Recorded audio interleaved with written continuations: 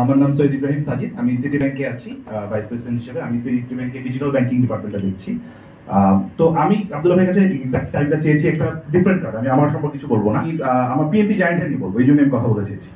So basically আমি কোভিডের মধ্যেই আমরা একসাথেই করেছিলাম 2022-তে আমরা কোথায় করলাম না না না 21-এ করলাম, রাইট 21-এ করলাম। তো করার পরে ক্লাস খুব ভালো মনোযোগ দিয়ে করলাম। আচ্ছা, এখানে এমন কেউ আছেন এখন পিএনপি পরীক্ষা দেন নাই বাট দিতে চাচ্ছেন? এমন কেউ আছেন? আচ্ছা, তারা আমার কথা শুনেন, একটু গান বন্ধ রাখেন, হ্যাঁ বাকিরা শুনতে পারেন। আচ্ছা, তো করলাম।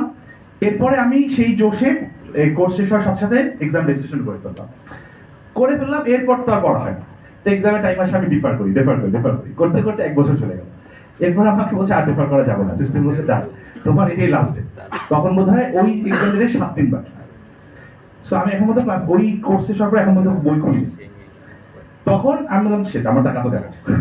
তখন আমি ফার্স্ট যে জিনিসটা করলাম, আব্দুল্লাহ স্যারের সেই যে 45 আওয়ার্সের ক্লাস, আমি ওই 45 আওয়ার্স খুব মনোযোগ দিয়ে ক্লাস করেছিলাম, দ্যাটস ফর শিওর। একদম দরজা বন্ধ করে ক্লাস করেছিলাম, and I took my own handwritten notes. I brought out all those notes and I only read those notes for 7 days, right? And আমি জানতাম আমি পাস করবো না। কি আমি জাস্ট আমি পিএম বুক খুলি নাই। এই জন্য যারা পরীক্ষা দেন আমার শুনে না প্লিজ, আমি পিএম বুক খুলি নাই। আপনার সিমুলেটরে লগ ইন করি না জীবনে একবারও। আপনার সেই ক্লাসের handwritten notes I read for 1 week. I gave the exam. ওই দিন বিকালে রেজাল্ট আসলো যে আই পাস দ্য এভারেজ। তো আমি এই জায়গাটা শেয়ার করেছিলাম এই কারণে যে নট অ্যাবাউট মাই সেলফ, এই কারণে যে রাইট গাইডেন্স বা রাইট টুলস বা রাইট ইনফরমেশন গুলো যদি ধরিয়ে দেওয়া যায়, so then what can be done. So এবং আমাদের কাস্টমার রিলেশন ম্যানেজমেন্টের কনসেপ্ট হচ্ছে না, লাস্ট টেস্ট হচ্ছে অ্যাডভোকেট। যে আপনার ক্লায়েন্ট বা আপনার কাস্টমার যদি আপনার অ্যাডভোকেট হয়, দ্যাট ইজ দ্য লাস্ট বা আর highest level of achievement. So আমি নাবিল আপু জানে, আমি লাস্ট 2 ইয়ার্স এ বোধহয় প্রায় 8 থেকে 10 জনকে রেকমেন্ড করি।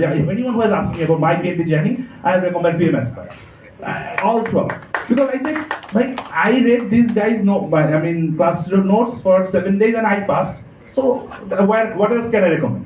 So আমি এই জন্য 1 মিনিট সময় নিলাম বলার জন্য যে মানে একটা আমি নিজে পার্সোনালি পড়াই। আমি ব্র্যাক ইউনিভার্সিটিতে অ্যাডজাঙ্ক্ট ফ্যাকাল্টি হিসেবে আছি লাস্ট 4 ইয়ার্স ধরে, মার্কেটিং ইন্টারন্যাশনাল বিজনেস কোর্স নেই। So as a faculty I understand this, যে একজন টিচারের সাকসেস এই জায়গায় যে আপনি একটা স্টুডেন্টকে বা আমরা সবাই যারা স্টুডেন্ট আছে তাদেরকে রাইট টুলগুলো রাইট ইনফরমেশনটা এমন ভাবে ধরিয়ে দেওয়া যে দ্যাট ইজ গুড এনাফ।